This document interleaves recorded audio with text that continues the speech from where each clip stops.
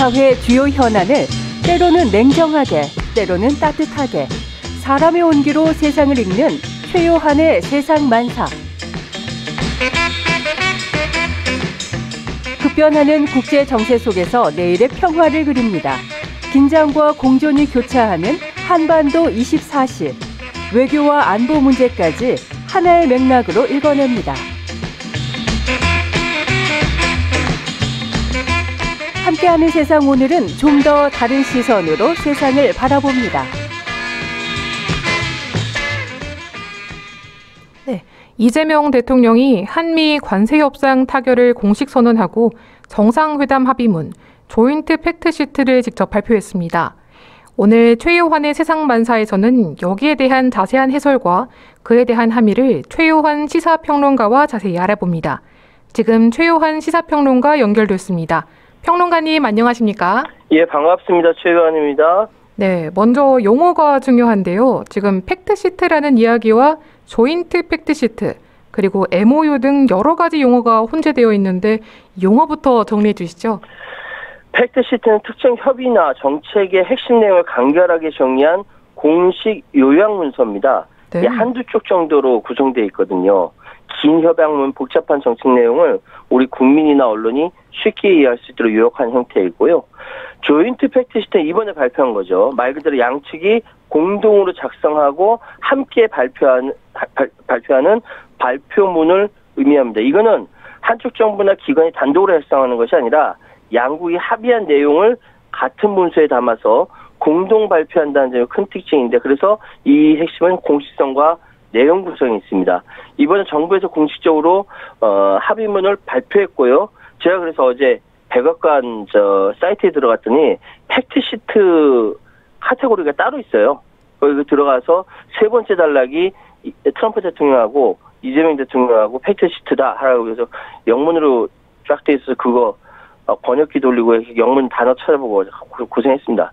어쨌든 그 팩트시트, 조인트 팩트시트 그렇게 나오고요.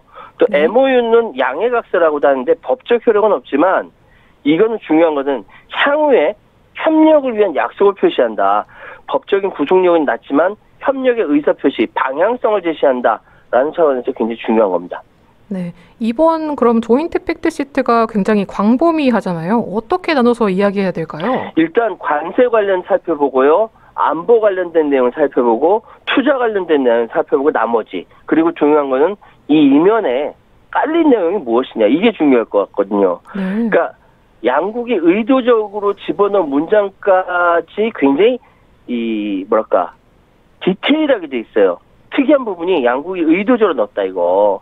특히 중국이라는 단어가 한 단어도 차이나는 없어요. 없는데 이 중국, 차이나를 견제하기 위한 표현들이 들어가 있다는 거. 그리고 이면에 깔린 내용은 좀 우리가 좀 생각하기에는 좀 불편한 내용들입니다. 이재명 정부를 지지하는 분이나 반대하는 다 불편한 내용이긴 하지만 국제사회에서 우리 대한민국이 처한 상황에 대해서 냉철한 비평이 있어야 하기 때문에 이 부분까지 한번 살펴보겠습니다. 그렇군요. 그럼 먼저 관세 부분부터 정리해 볼까요? 자, 주요 쟁점 한미 정상회담에서 경주에서 합의한 지 16일 만에 14일 대통령이 직접 정리해서 발표했습니다. 일단 미국의 상호관세, 한국에 대한 상호관세는 15%로 확정이다. 자동차 그리고 차부품 품목관세가 이제 25%, 15% 되고 이거는 11월 1일부터 소급해서 결정된다.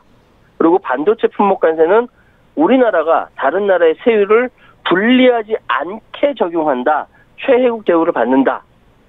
예, 이게 유럽연합, 일본, 중국, 대만, 여기 경쟁 국가보다 더 높은 관세를 부과받지 않는다는 의미입니다. 네. 그리고 목재 관세 인하한다. 최대 15% 인하하고, 항공기 부품에 들어간 철강, 알루미늄, 구리 관세 면제는 투자 양해할세 서명일인 이날부터 발효되되, 그리고 또 제너릭 복제약, 의약품과 이것도 상호 관세가 면제된다. 지금까지 15%였거든요. 네. 그리고 관세 부분에서 우려했던 쌀, 쇠고기 수입 등을 포함한 농산물 추가 개방은 없었던 걸로 결정하면서 또 이와 맞바꾼 것 같은데, 미국의 안전 기준을 충족한 자동차 5만 대 수입 상한을 없애기로 했다. 걱정하는 사람들이 있는데 5만 대보다 더 들어오면 어떡하지? 아니요. 작년에 4만 7천 대밖에 안 들어왔어요.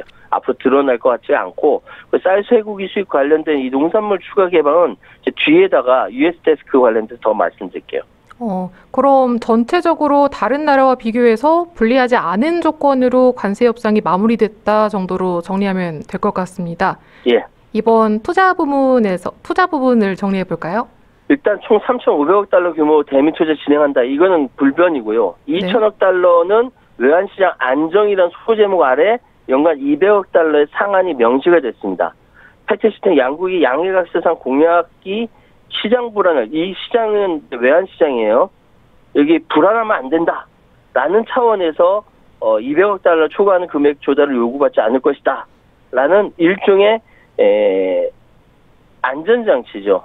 안전장치로 현금 1,500달러는 또 조선업에 따로 투자하고, 그 대통령실 설명에 의하면 한국과 미국 원금 회수 전에는 절반씩 수익을 나눠갖고 원금을 회수한 후에는 한국이 수익의 10%, 미국이 90%를 갖는 것이었는데, 여기에 대해서 김용범 정책실장이 자세하게 설명했어요.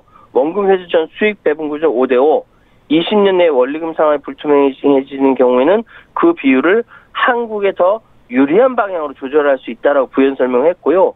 네. 그리고 투자 역세 이행이 외환시장을 불안정하게 만든 상황이 있을 때는 한국이 투자 시기와 금액을 조정하는 요청을 할 수 있다. 이렇게 돼 있거든요.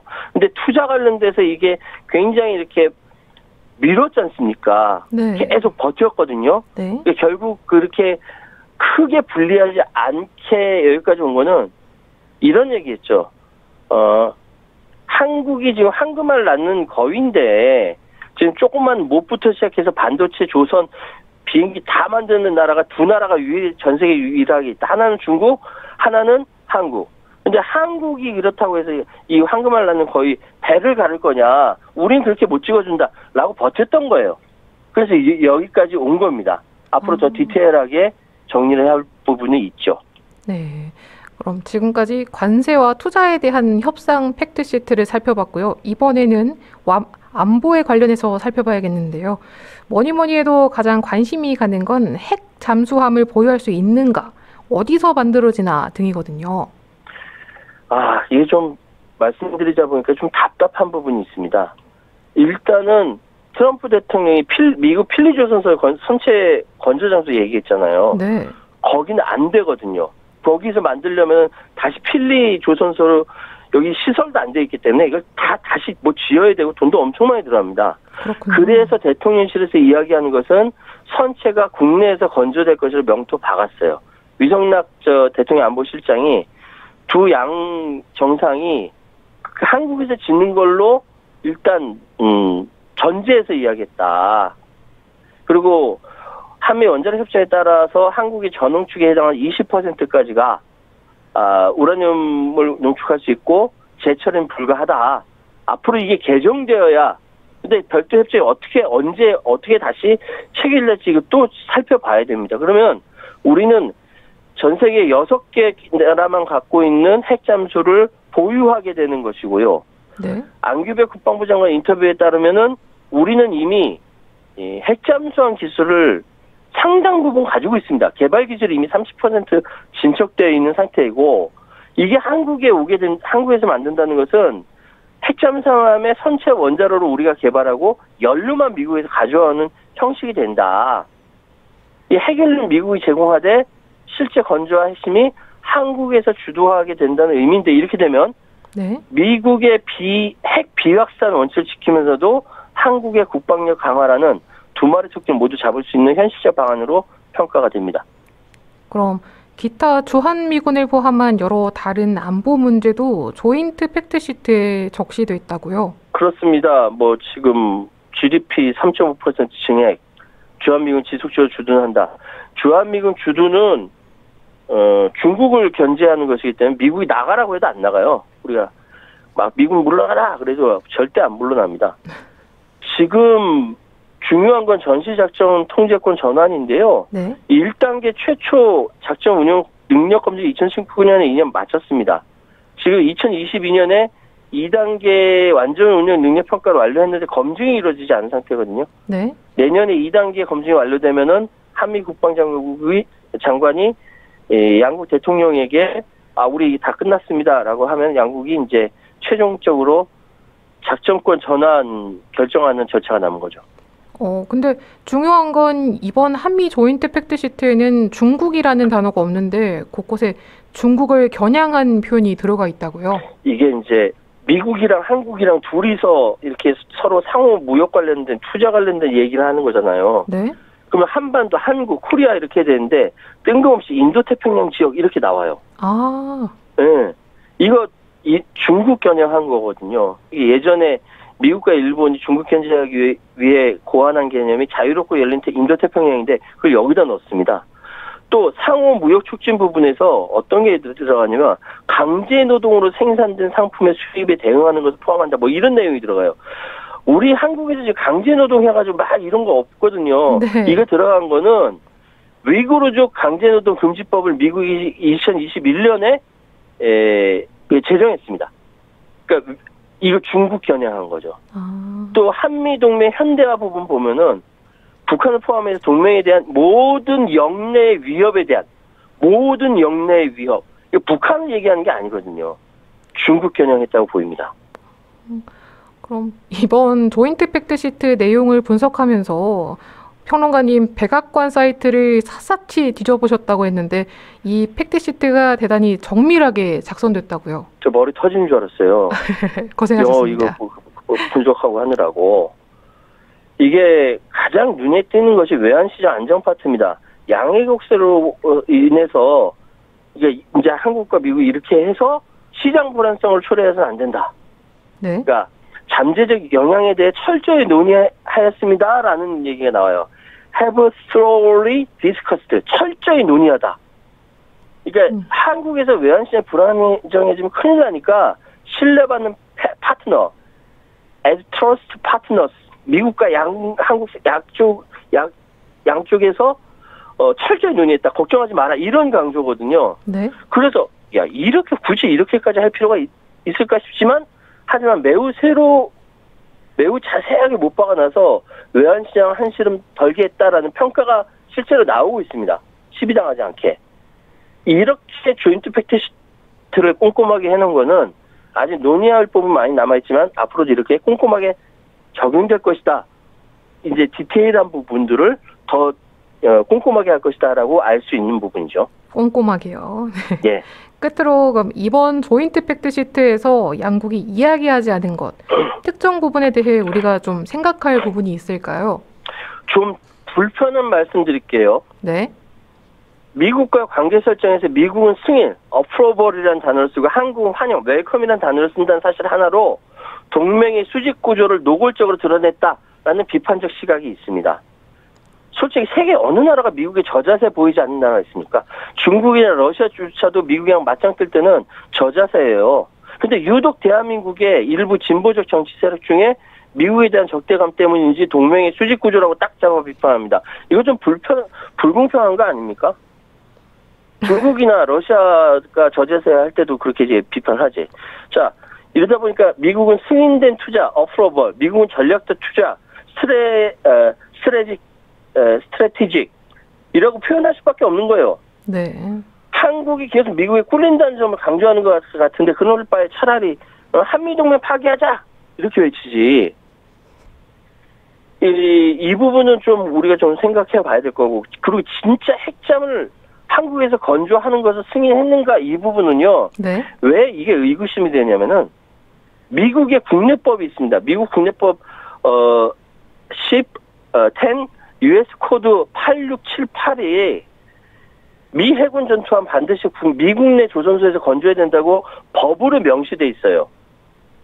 그래서 전쟁부 장관 피트 헤그세스가 지난 11월 4일날 한미 안보협의회에서 법은 명확하다. 전투함은 미국에서만 건조하고 한국은 부품 정비, 비주얼 투함은 도움 가능하지만 SSN은 안 된다. 핵잠은 안 된다라고 명확하게 얘기를 했거든요. 네. 이게 11월 4일날 얘기했어요. 근데 위성락 국가안보실장이 14일날 이야기하는 걸로 한국에서 한다라고 뒤집어졌어요. 그러면은 미국의 국내법을 극복할 수 있는 거는 뭐냐면은 미국의 대통령이 트럼프가 국가 안보상 필요하다고 판단할 때만 뒤집어질 수 있습니다. 근데 이게 확인이 안 돼요. 제가 백악관 전화할 수도 있는 것도 아니고 한국 언론 누구도 이 전화해서 확인을 안 했기 때문에 실제로 미국 국내법 이거 8678을 충돌이 있는데 이거 어떻게 정리했냐라고 확인해야 합니다. 우리 정부도 얘기 안 하고 있더라고요. 그리고 또 하나 미국 농산물 전환차고 US 데스크를 이게 진짜 어떤 역할이냐. 정부 발표는 쌀과 쇠고기 개발을 막아냈다라고 했는데 네. 팩트시트에서는 뭐라고 표현되냐. 특정 명칭을 사용하는 미국산 육류와 치즈에 대한 시장 접근성을 유지한다라고 되어 있는데 이 특정 명칭 다시 말씀드리면 미국이 유럽 이름 팔아서 미국 고기 들어올 수도 있다라는 거예요. 이 지리적 표시 보호를 무력화한다라는 것도 있는데 이렇게 디테일한 것까지 다 분석해야 됩니다. 그래서 제가 머리 터질 뻔할 뻔한 거고 그러면 이재명 정부가 어느 정도 버티고 주고 받고 지켜봐야 합니다. 거듭 말씀드리지만 외교뿐만 아니라 이건 악마는 디테일에 있기 때문에 이후에 어떻게 추가적으로 협상할 것인지 잘 살펴보시기 바랍니다. 고생하셨습니다. 네. 네. 감사합니다. 네, 오늘은 여기까지 듣겠습니다. 네. 네, 감사합니다. 네, 오늘은 지난 14일 이재명 대통령이 직접 발표한 한미 관세 안보 분야 조인트 팩트시트에 대해서 자세하게 정리해봤습니다. 지금까지 최요한 시사평론가였습니다.